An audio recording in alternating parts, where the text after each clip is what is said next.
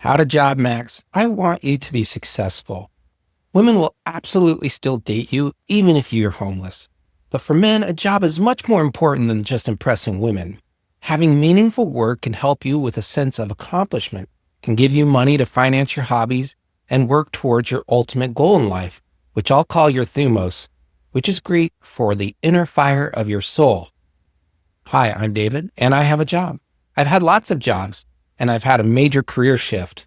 I'm not independently wealthy, but I've made enough over my career to support myself and my family.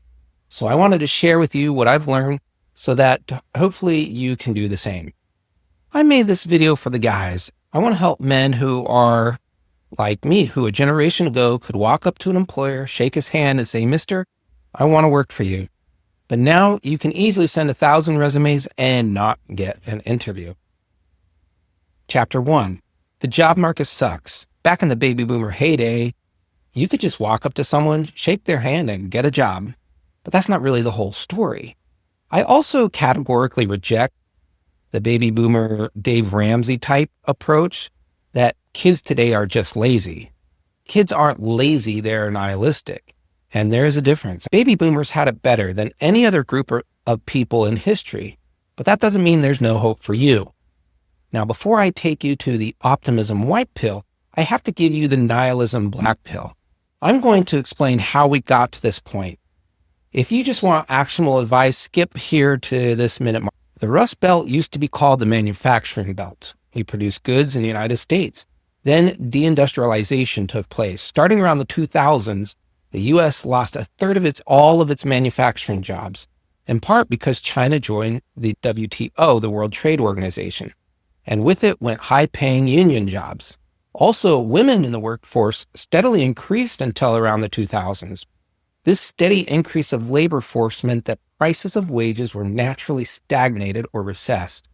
Women on the whole didn't pick jobs that required a lot of physical labor or dangerous situations, so many of the white-collar middle-class jobs were now being occupied by women. So where it used to be optional for a family to have a mom go to work, it increasingly became mom has to go to work just to make ends meet because of all these suppressed wages. Then around the 2010s in the Obama administration, a lot of our coal mining businesses were put out of business by government with green energy restrictions. Once again, the poor and middle-class worker were displaced, all the while journalists mocking their plight saying, "Learn to code." And now, 15 years later, we're going to start seeing jobs disappear from office workers, computer engineers, secretaries, all being replaced by AI.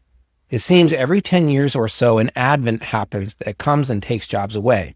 So to recap, China, Obama, and AI were the last three major events that were fundamental in changing the job landscape. Speaking of Obama, let's take a moment to talk about how health insurance stopped being a commodity that we could purchase, and it had to be something that we could only afford through a job. After World War II, companies started offering health insurance as a way to attract workers, since government froze wages to curb inflation. Later, the IRS ruled that health insurance wasn't taxable, so every company started offering to pay it as a way of not paying taxes. With the rise of all the employers now offering health insurance, bigger companies could afford to negotiate better rates and pocket the difference. The biggest issue, though, is that when employers offer health insurance, there's no incentive for people who need health care to shop for insurance companies, hospitals, or doctors. So without a price incentive, doctors and hospitals and insurance companies just raise their prices. According to KFF.org, average 2024 premiums were $8,951 for a single coverage and $25,000 for family, up 50% from 2014, outpacing inflation by 28% and wage growth by 40%. Deductibles also surged 59% over that period to $1,700 on average. So because health insurance is so expensive, the only way you can have this necessary for life service is that you have to get it through an employer. This inherently means that all employers have the power when it comes to your health care. This phenomenon is called job hugging, where employees would like to move up, they'd like to move on, but they're so worried they won't get the same insurance, they won't be able to use the same doctor, or that the next employer's pay raise would be wiped out by the increased premiums. When there isn't a lot of movement, also called velocity, there's a lot less opportunities for new workers to break into the market or for career shifts or career changes. So now you're not just competing for a job, you're also competing for decent health insurance plans. And when you're looking for a job, you absolutely have to look and see how much they pay. I recently turned down a job. They offered to pay me $10,000 more a year than what I currently make. But because the health insurance premiums were $12,000 more a year, they really weren't giving me any benefit. I would have been net negative if I had gone to that job. So getting a new job can be an expensive proposition. But the most important reason why the job market sucks is because of institutional investment bankers, especially BlackRock.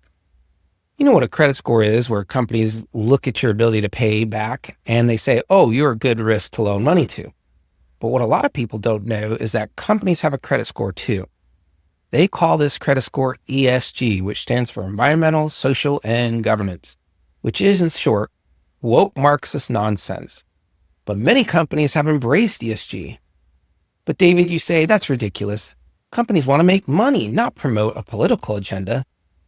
But keep watching, because I'm going to explain briefly how ESG makes companies more money at the expense of individual employee competence. The ESG score is how much funding they'll get from these institutional banks. Loans are how businesses are able to leverage out its operations.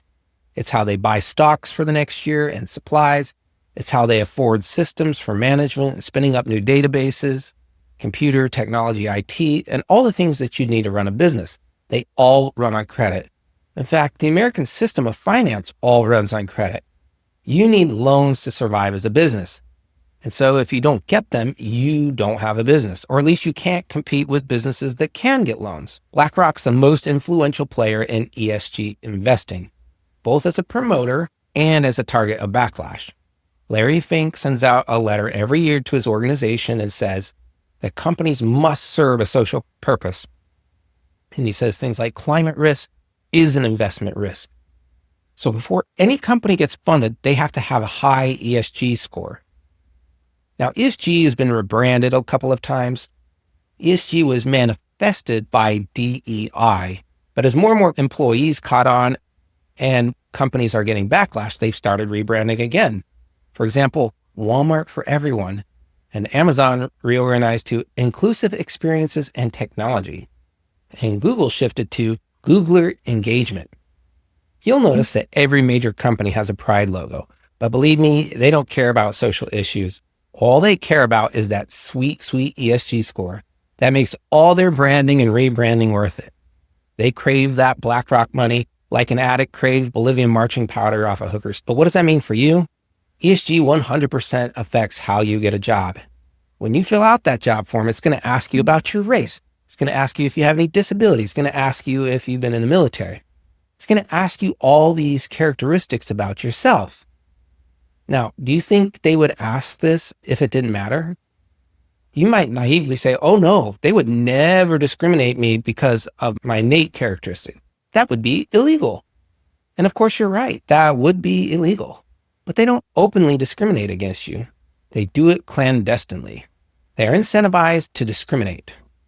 They know that if they get a certain number of diverse individuals, they will get financing. So all the largest companies, they all have DEI directors, executives that are in charge of one thing: to get funding from BlackRock. And don't kid yourself. Even the Lord's Chicken, Chick-fil-A, has a DEI vice president. So no large companies are really exempt from this. I know this is an anecdotal story, but I had been looking for over a year, for a new job. And my coworker, a lesbian combat veteran, she got fired from her job, but had a new, better paying job 1 week later. Yes, we had different skill sets and backgrounds, but what we did on a day-to-day basis was exactly the same. This isn't a cope, by the way. I'm happy for her. She's a nice person. I'm just saying that there are special classes of people that get first picks for jobs. And if you're like me, you're not one of them. Chances are you already know this, which is why you've made it this far in the video.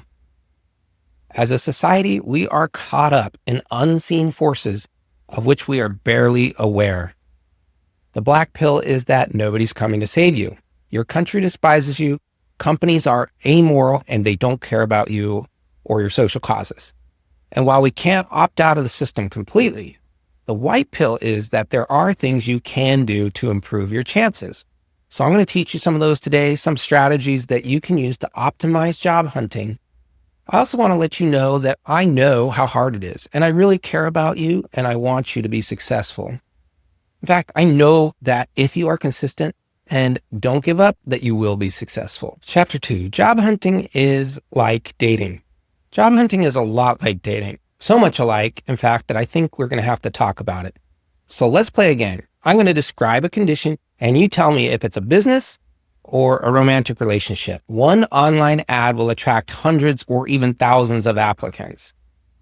The description of a gig can be poorly written or demonstrated, but they'll still get applicants anyway.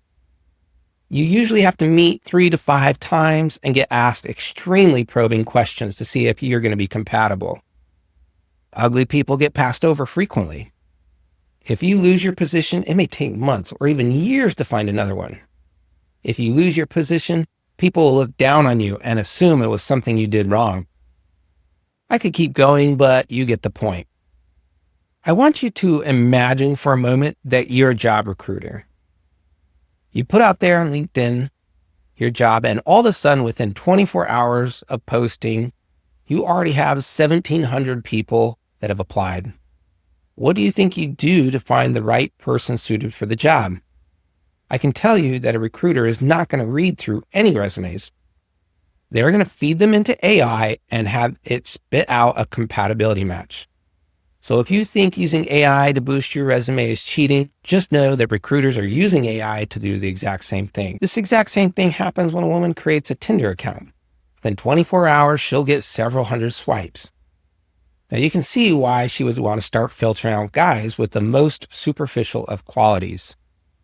It helps to look at things this way because that's how you can start thinking about the most superficial ways that you can stand out amongst the crowd. When I was job hunting in my younger years, I would post things that I did in my previous jobs that had nothing to do with the job that I was applying for. I'm embarrassed to admit this, but I once wrote in my cover letter that not only was I a good engineer, but that I was a straight razor enthusiast. I thought it'd be cool for them to know something about me that made me different. I cringe at that. They do not care about you as a person. The final point in this section of the video is that businesses do not want to train you. They don't have to train you.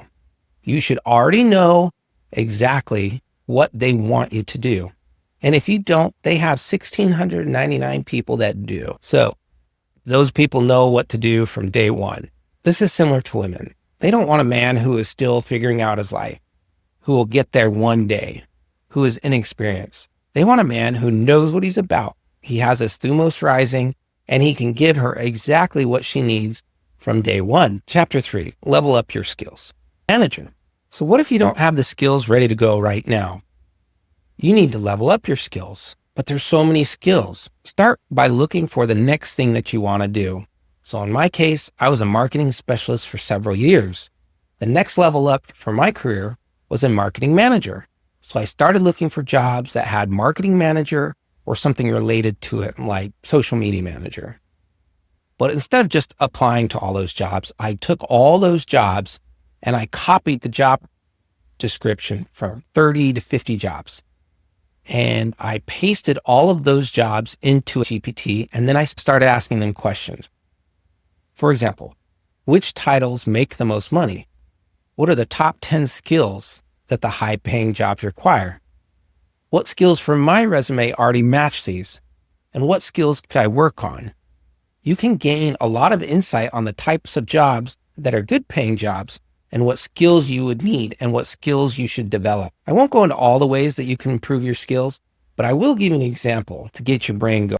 Let's say you want a management type role, but you don't have any experience in people management. If you're currently employed, you could ask your boss to work on a stretch project where you lead a team of other people to create an improvement or work on a project in the future.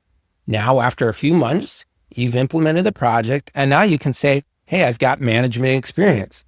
and you have examples that you can cite of this. The goal is to start with the skills companies are looking for and work backwards from there. One final tip is that you can grow a skill by doing it for free. Implement free work for somebody right now if you don't have the skills, but you want to grow a skill. Start with local businesses, friends, or family members. You can even reach out to me. I'll give you a project to work on to build your skills for free if you want. I know most people think that it's crazy to work for free, but I'm telling you that it's a great way to get skills, and it only costs you your Chapter 4, the resume. The resume has perhaps never in history been easier to write because now we have AI, and AI makes it really easy to prompt up your resume. And this is important because we're going to need a custom resume for every single job you're going to apply for. Now, what kind of things do you want to put in that resume? Well, that's very simple. Whatever's in the job description. But before we get started, I need to tell you something. You need to apply to 1,000 jobs. I'm not joking. I'm just telling you now that if you're not willing to apply to at least 1,000 jobs, you're just not going to make it. There is a good chance that you'll find something before you get to 1,000, but you should be ready for the very real task that is ahead of you. And I'm also not just talking about any job either. You should choose jobs that you're well suited for. What do you have in your past experience that could be used for this job? If you have no job at all, then yes, take whatever you can get. But then rewatch this video and put forward all the work you'll need to get a job in your chosen career. Now, you're going to take the job description and paste it into ChatGPT and ask it, hey, pick out the top skills in this job description. The next step is to paste your resume into that chat. But before you do that, remove all your personal information from your resume because that's going straight back to Palantir. Anyway, tell ChatGPT to match your previous job to the new job skill set and rewrite the resume to incorporate those skills. So why bother doing all this with each application anyway? When someone reads my application, they can extrapolate what skills I had at XYZ position. This is what you must understand about the application tracking system. 99% of resumes are never even read by human eyes. The application tracking system simply read the resume and give a keyword match. It's been using machine learning for years, and if a company is big enough and they have an HR department, they're 100% filtering out applications with the ATS. The ATS will say if this is a good candidate or not. Let's say that your new job that you're applying for requires Salesforce CRM experience, but maybe you don't have Salesforce CRM experience. Maybe you've used HubSpot in the past. You can even put in your resume CRM systems like Salesforce. Now, I'm not suggesting you straight up lie and say that you've done Salesforce if you haven't. But if the word Salesforce isn't on your resume, then why are you even applying? Again, your resume has to keyword match. I would estimate around 95% to even get through that first AI filter.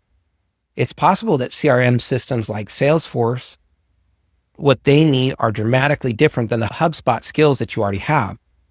This is where your own intuition has to come in, because if they're looking for specifically for a Salesforce engineer and you say, hey, I've got HubSpot experience, there's a good chance that you're just not going to be a good fit for the role. Chapter 5, have a portfolio. You know what's better than saying you have a skill? Showing that you have a skill. So let's say you've offered to do free work for a business building a website so that you can gain that skill. Now you can create a website, create screenshots of that website, and link to other websites that you've built.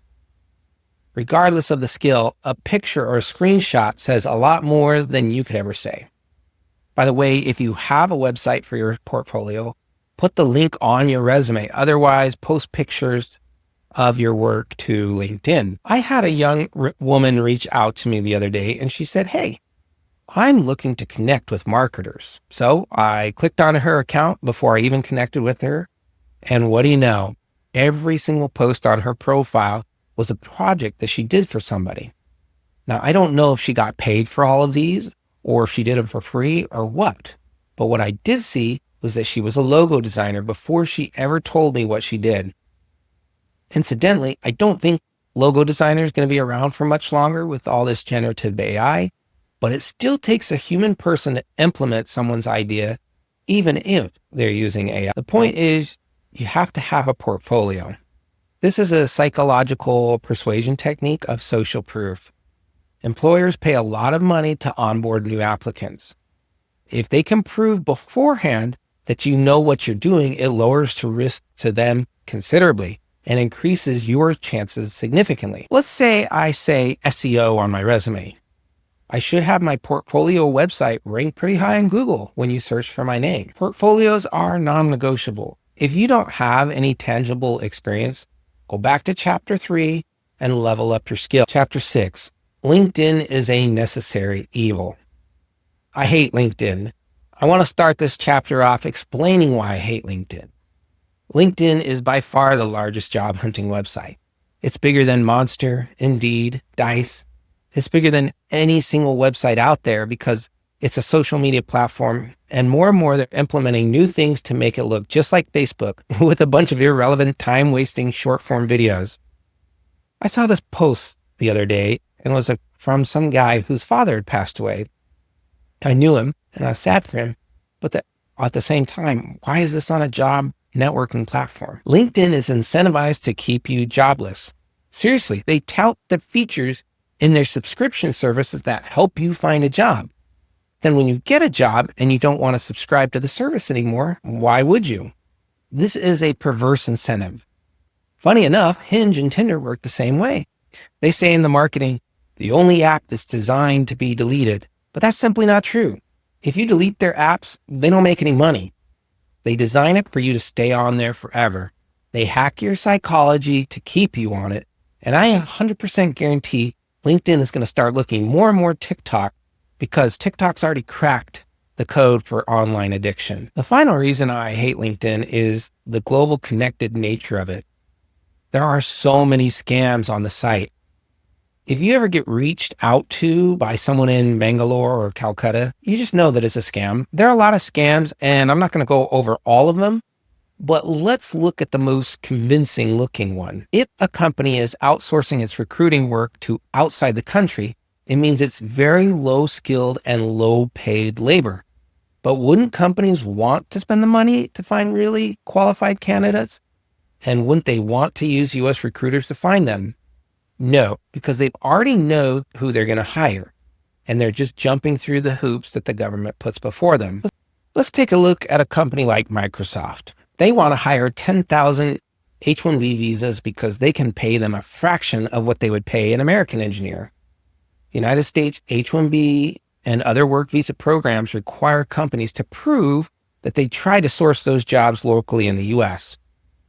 When companies have to provide evidence that they did this, when they really have no intention of hiring anyone in the US, they will get this documented proof as cheaply as possible.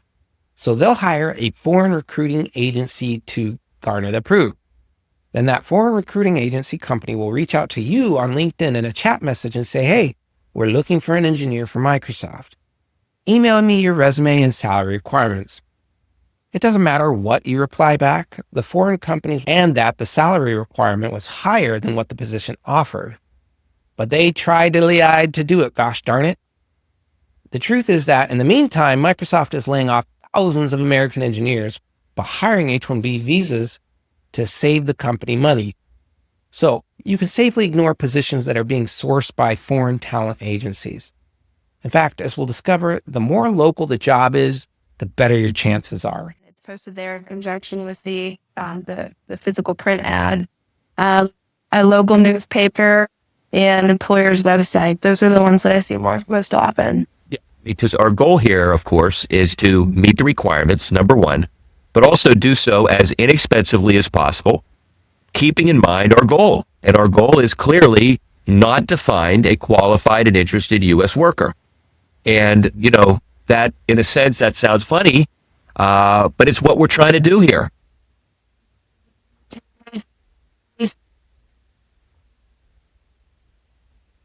Chapter 7, let's critique a LinkedIn page. So let's come in here and look at a profile. I have permission to show this to you. He's a system engineer. So he should have something in his back backdrop like a server closet.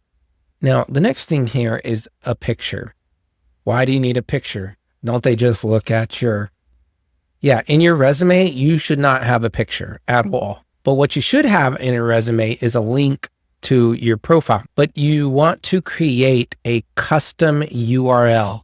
So if I was Jeff here, I might have like systems engineer Jeff might be my LinkedIn profile. So it'd look like linkedin.com/Jeff systems engineer.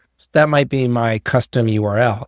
And so I can put that in there and someone can easily find me from paper or clicking on a link to arrive here. So why do we want a picture in here?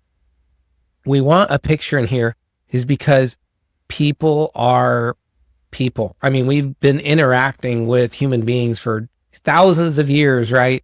So when we see a caricature of a human being, that does not resonate with us the same way. And you'll notice all these people have it. The other thing you need to know is that society is extremely biased. And the more people think that they're not biased, probably the more that they are. They'll be biased against ugly people. So you want to put the most attractive picture you have there. If you have a friend that can do a professional portrait, pay him $100 and or offer to do something and get a professional portrait done. And I'm not just talking about a friend that has a nice camera. I mean someone who knows how to take a portrait picture. And if you're handsome, they will give you more of a shot. That's just the reality of the situation.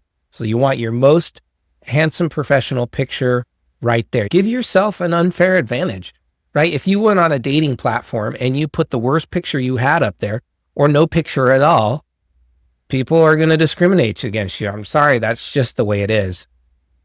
Now, I don't think you need to put your pronouns or whatever in here because that'll work for the DEI crowd. But honestly, if you don't have DEI going for you, I would just avoid it altogether because first of all, I think the tides are shifting on that a little bit. Second of all, people that own businesses and the type of people that you want to attract to your profile, they're not going to be into that sort of thing. Corporate recruiters, sure, maybe. But the type of people I'm going to teach you how to do are going to be everyday people that live right next door and you didn't even know they were hiring. Okay, so we're going to go through this. R&D and my thing, so this, you get a little tagline. I would put your biggest and best job title here. Connections. I don't think this makes as big of a difference, but you should start connecting with people that are similar to you. So I'm not talking about going out one day and inviting 100 people to be your friend. LinkedIn doesn't like that. You want to organically just a couple of times a week go in there and just add a couple people that you might know.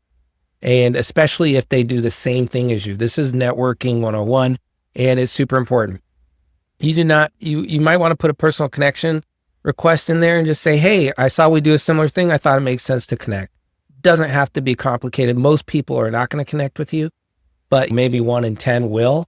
And you can start growing it that way. Next is, I hate this open to work thing because if you were dating, right, and you put on your profile open to date, it means that you have nothing else going on. It means that you're not happy where you're at. It means that you can't get another job, right? It doesn't give a good look. Like if you're a woman and you have thousands of guys wanting to slide into your DMs, the guy that looks like he's desperate for it, you don't want them. There's no social proof there. Same with jobs. I want somebody who's valuable right now, right? That's proving that you already have value and that they can snag you up for a deal. So I hate the open to work. The only time that works is if you're an extremely attractive woman. One of these guys comes and sees you and he messages you and says, hey, come to work with me. Guys, that's not for you. That's not going to happen to you. Don't do that. It's never going to. People aren't going to be like, hey, I saw that you're open to work. How no. They don't want to see that you're open to work. That makes them think you got nothing going on. Even if you do, I mean, you're doing yourself a disservice here. I love this title. It's so funny to me. I'm not interested in anything outside of Magic Valley, Idaho. It's not in that area. Contact me. Well, I think this is a huge, huge red flag, right?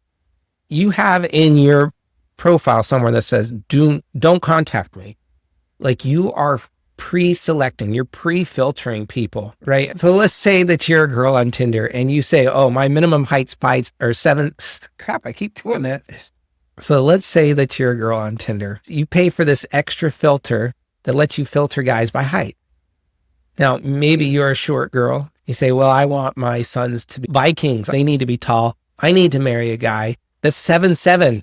I know this is an absurd example, but if you did that, all of the sudden you would have no matches, right? So first of all I guarantee there is a number. There is a magical number for which my guy, Jeff here, would move out of Magic Valley, right? What if I offered him $1 million a year? Would I move then? I guarantee you he'd move. Maybe somebody outside of this area reaches out to you and you don't want to work out of that area, but maybe you could work out a hybrid situation where you're only there a couple times a month and the rest you can do it remotely. Like you're an engineer, you can do that.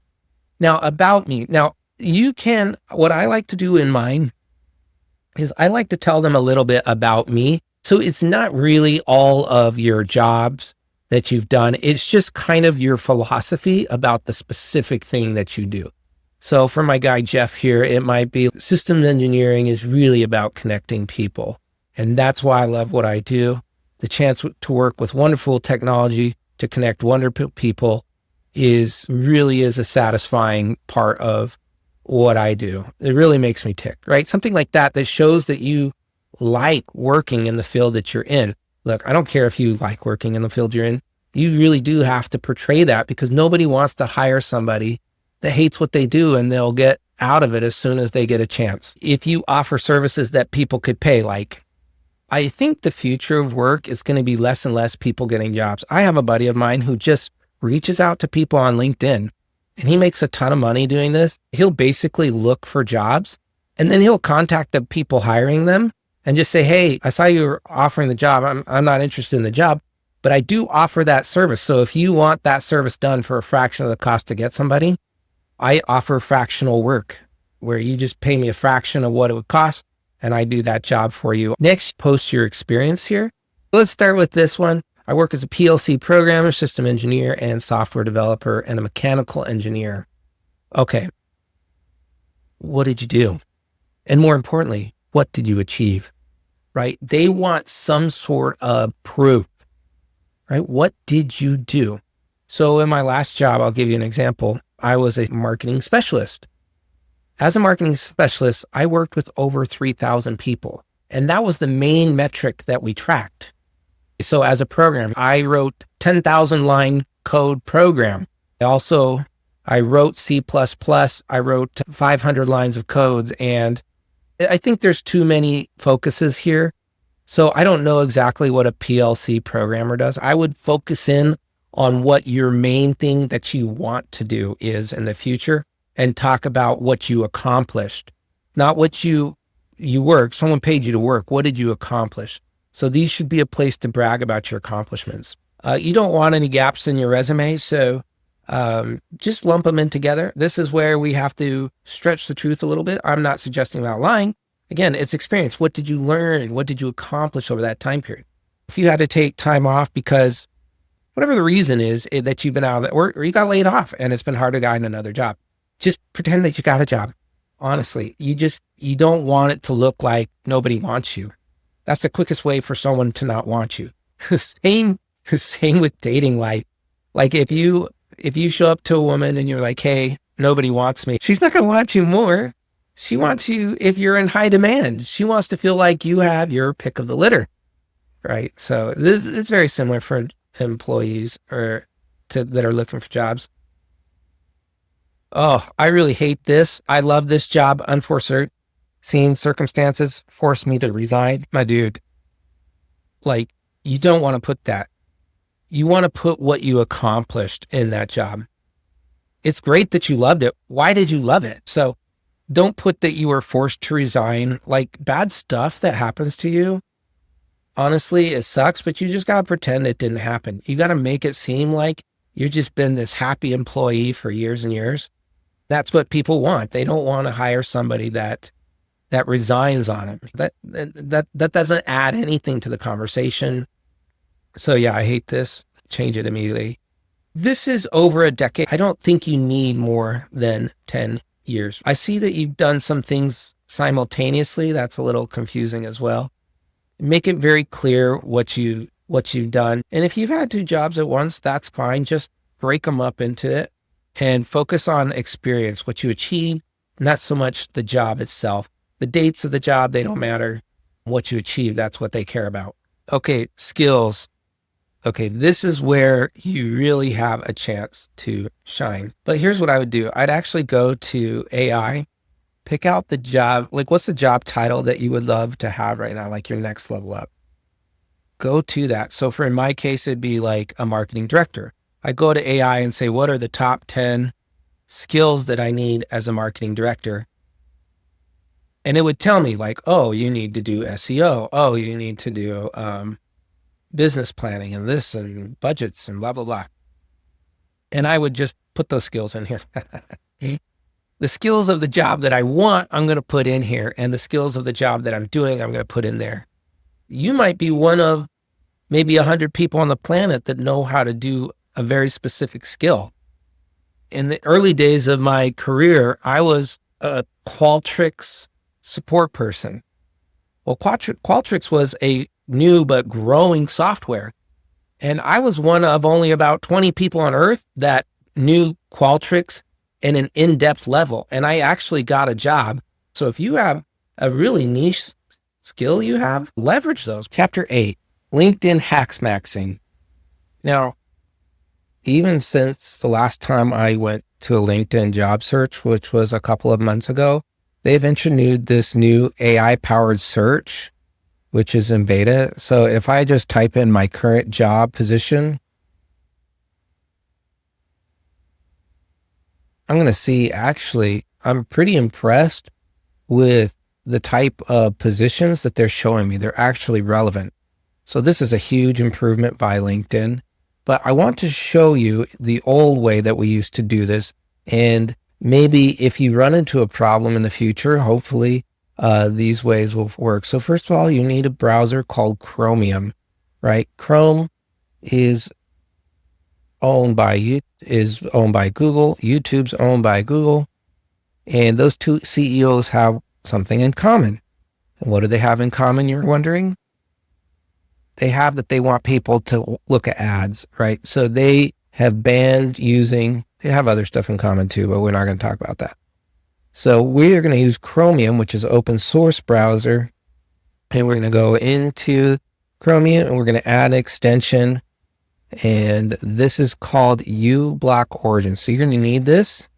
And when you get it, you're going to click on it and you're going to add these 2 lines, linkedin.com has-text remote and has-text promoted.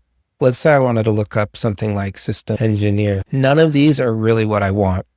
And I'll tell you why you don't want them. If it says promoted, that means that LinkedIn was paid by the hiring manager. Now they cap it at 100. Now, if you pay for LinkedIn Premium, which I suggest you don't do to save the money, what you'll see is like 1,700. You'll see tons more people that have applied. They just cap it 100 here just so you don't get too demoralized, right? But really, you don't want to click on a job that says promoted. Honestly, it's just a waste of time. The other thing you don't want to look at is remote jobs. Date posted, I always go on the past week. Anything older than a week, they've already found somebody and they're just data harvesting at this point. On-site, we have on-site here, but that's good. We could also do hybrid. A lot of people will do hybrid now. So we can add that. Experience level, don't mess with that. Salary, don't mess with that. A lot of people won't even put their salaries. So you're just limiting yourself here. So what we want to do is go to uBlock and add the text promoted and remote. We want to get rid of those. Let's say you want to go Phoenix, Arizona, for example. You want to find a systems engineer in Phoenix, Arizona, right? But again, you're seeing all these promoted ones. You're getting tons of results that aren't really going to work for you. So you're going to turn on your ad blocker and you're going to block out the promoted ones. And I also like to block out the remote ones because you're just competing against a ton of people. Now, in this case, you still have to click the next button over because all of the ones that were on that page are promoted. But anyways, you can see that this is a Salesforce. This one doesn't say promoted, but it does say promoted by hire here.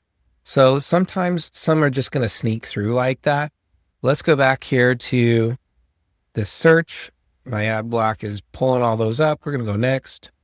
So these are defense contractors. Look, only 7 people applied for a systems engineer. Okay, that's great. And it's a high paying job. So you're not competing against very many people. Last thing to do is once you've found one that you think you might like, you need to cater your resume to that job. You need to make sure it matches. So you're going to copy all this job description and then you're going to paste it into AI and you're going to say, hey, rewrite my resume and post your resume as it exists and say, rewrite my resume to match the application tracking system that this job would have. And it's going to start matching keywords and help you write that resume. Chapter 9, Looks Maxxing. I don't want to spend a ton of time on this chapter, except to say that it is perhaps the most unfair part of life is that people will treat you differently based on how attractive you are. Tall men get more management roles.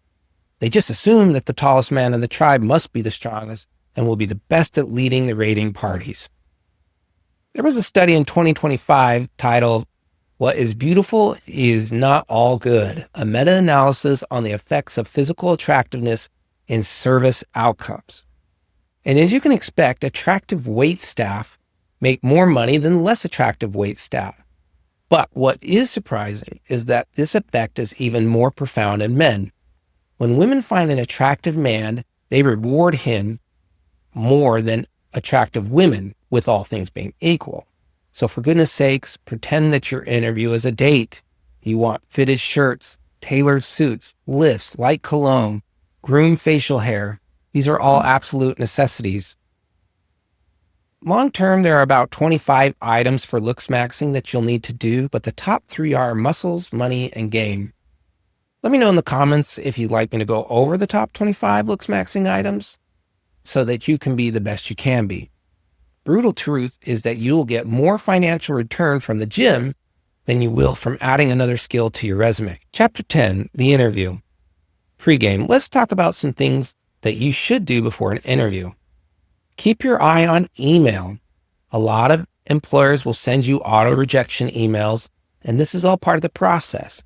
But sometimes you'll get an email from a hiring manager. The last position I got was actually just an email, and I was lucky that I was on my email right at that minute, so I was able to reply within 5 minutes. So that employer thinks, wow, I'm really responsive. Sometimes positions have been on the back burner for months. The hiring manager just has been busy, and this role just is not their top priority. So when they finally decide to pull the trigger, you want to make sure that you're ready for them. The iron can get cool, and they go back to the day-to-day grind, and they never fill the position. So strike while the iron's hot. This goes for calls too. I know there are a lot of spam callers today, so make sure you're on the do not call list. But just accept that you will get spam calls, a lot.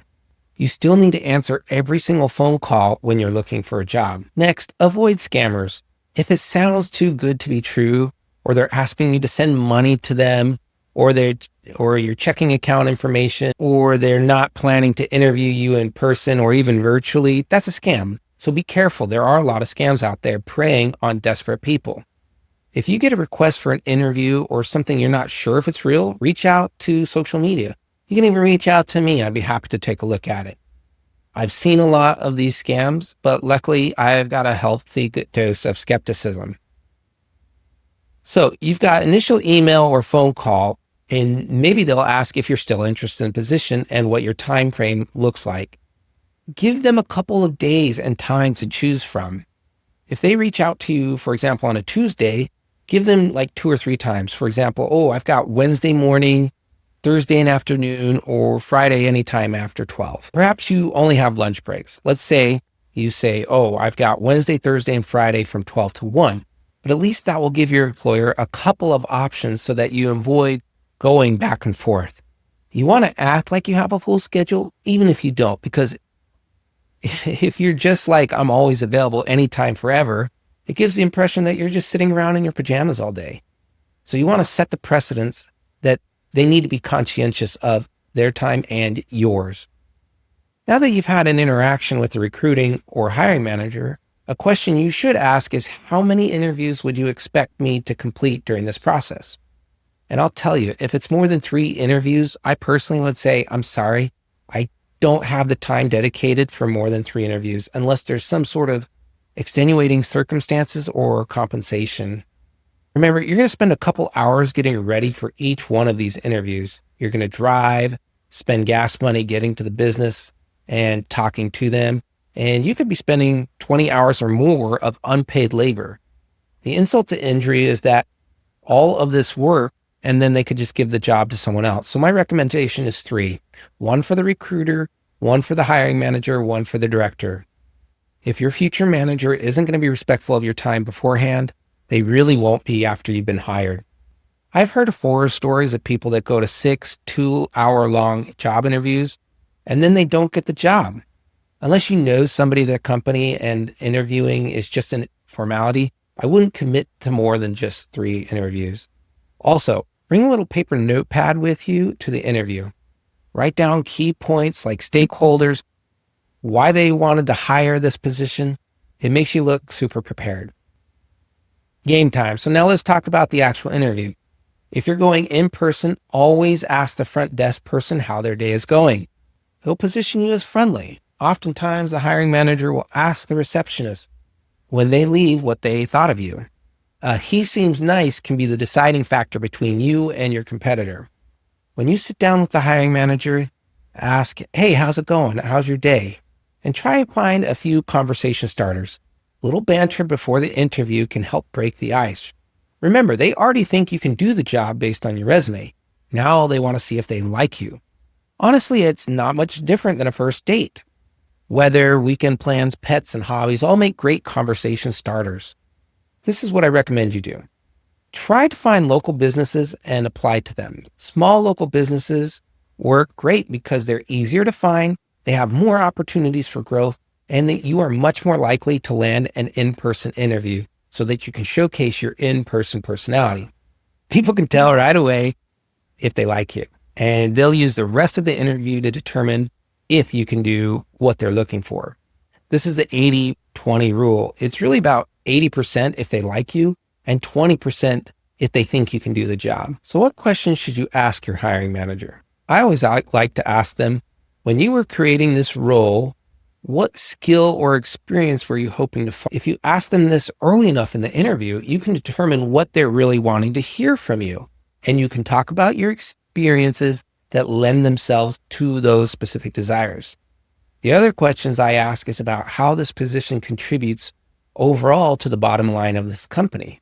If they can't tell you, it's probably a job that's the first one to get laid off. The first question is usually, tell me about yourself. Please note, they do not care about you. They don't want to get to know you. They don't care that you like long walks on the beach or that you're a straight razor enthusiast. That was the banter before the interview starts. What they want to know now is, can you do the job that they're going to hire for? So the question that you need to have the answer for is, what have you done over the last year that was a win for your company? Let me give you an example. Tell me about yourself. Over the last year, I have helped well over 1,000 real estate agents put together comprehensive marketing plans. I was able to help them see tangible increase in their revenue, on average 50% year over year. This one paragraph summary needs to be memorized with your most impressive fact or figure from your last year of work. A really common question that you'll get with the job interview is called a SAR, which is an acronym that stands for situation, action, and result. It will be formatted like this. Tell me a time where you had a difficult situation. What did you do and what was the result? For example, tell me a time when you had a difficult challenge with a coworker. What did you do and what was the results? Basically, think of it as an employee that all day long you're just overcoming challenges. That's what they pay you to do. So have a couple of these scenarios ahead of time. I'll share with you one of mine. I had a real estate deal during a hurricane, a literal hurricane. And my real estate closing was during that hurricane. So we had all sorts of challenges, including no power, no food, no electricity. It was crazy. So I talked about how I was able to manage this situation by thinking outside the box. So I went over to a title company the next town over that still had power, and I basically ran the deal through one of their tiny little offices, and this was the result. Despite having all these troubles and hiccups, the deal went through, and my client gave me a 5-star review. So this is the framework. Think of some difficult situations that you had to deal with, and what did you do to overcome it? And what was the positive result because you did overcome it? Interviewers will usually ask at the end, do you have any questions? I always ask, hypothetically, let's say it's a year from now and you've hired me. You like me. You like working with me. How would you know that you've made the right decision about me? This helps in a couple of ways. It will help them imagine what it'd be like to hire you, not just any old buddy, but you. They'll say that you'd be a good fit for this company if you did this and this and that. But what you're looking to find out is the real reason they're hiring this position. It gives you one more chance to showcase something you've done that perfectly dovetails into what they're looking for. I personally have gotten so many compliments on this question. They're like, wow, you really think about this stuff. No, not really. I just research how to do job interviews, and then I put them into practice when I interview at jobs.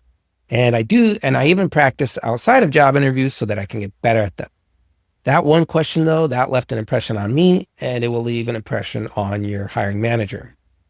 So if you found any value of this, please share it with someone who you think the information could help. And if you think I've earned it, I'd really appreciate if you could thumbs up the video and subscribe. Thanks for watching, and I will catch you next time. Take care.